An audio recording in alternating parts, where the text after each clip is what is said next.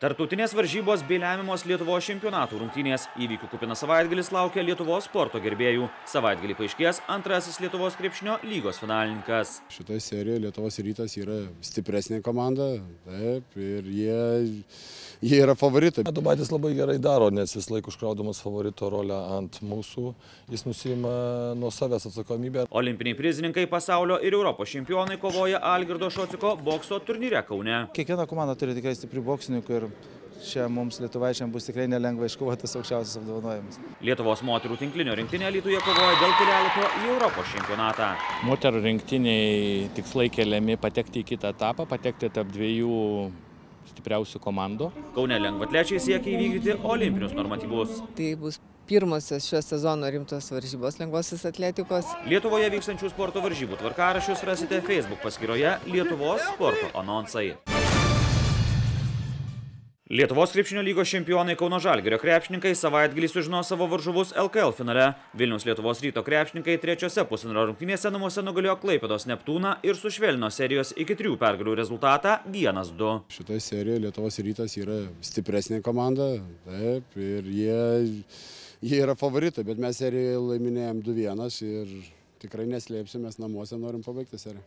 Adomaitis labai gerai daro, nes vis laik užkraudamas favorito rolę ant mūsų, jis nusiima nuo savęs atsakomybę ir nuima nuo savo komandos. Čia labai gerai ir labai gera metodika ir tą visi treneriai daro ir tikrai palygint, sakau, ir komandas, ir ten sudėtis daleiskim, viską padarai kitą komandą favoritų. Ta oficialiai ir tikrai tas labai gerai veikia, nes komanda data funkcionuoja gali daugiau paimti ir rizikuoti ir paprasčiausiai tas tikrai žaidėjams labai padeda ir Dainius tai labai gerai daro. Kelialapį į finalą Neptūnas gali užsitikrinti penktadienį namuose, kur Uostamiesčio komanda palaiko pilnutėlė Švyturio arena. Jeigu prireiks lemiamų 5 serijos rungtynių, jos sekmadienį vyks Vilniaus Siemens arenoje. 5000 iš mūsų nugarų, kurie palaiko tik mus, taip kad tas palaikymas, tas psichologinis toksai truputį gal lengvumas visada yra žaidžiant namuose. Ir antros ir trečios rungtynės parodė, kad šiame etape tarp šių dviejų komandų aikštės pranašumo nėra. Ir mes pralošėm antras rungtynės 2, dabar laimėjom 2, taip kad lems vėl detalės ir dar kartą detalės. LKL finalai prasidės kitą trečiadienį, gegužės 25 dieną.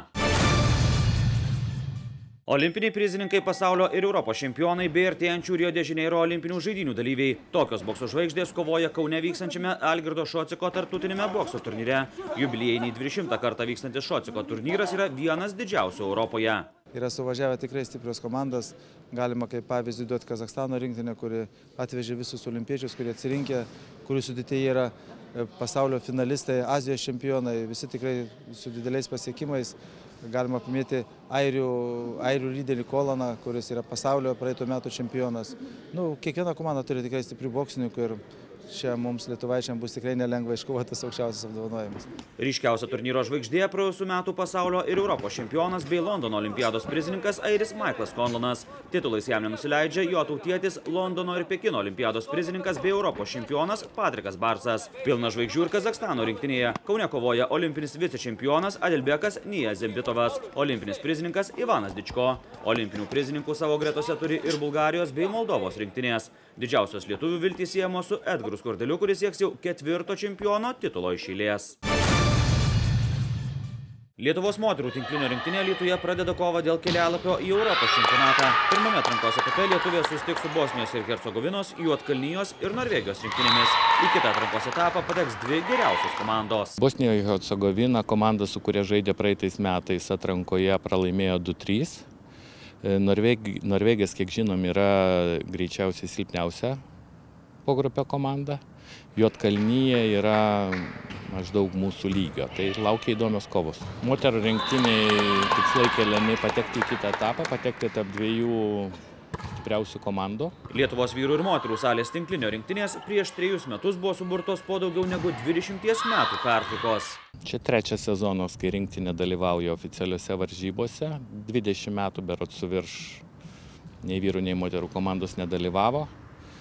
Iš esmės mes, kai pradėjom dalyvauti, supratom, kad mums lengva nebus, bet rinktinė stiprėja ir pasiruošimo periode mes buvom stipresni už Baltarusių stipriausią klubinė komanda, kurioje yra 5 rinktinės narės, o jos yra 9 Europoje. Lietuvos vyrų rinktinė šį savaitgalį Europos čempionato atrankos turnyre žais Liuksemburge.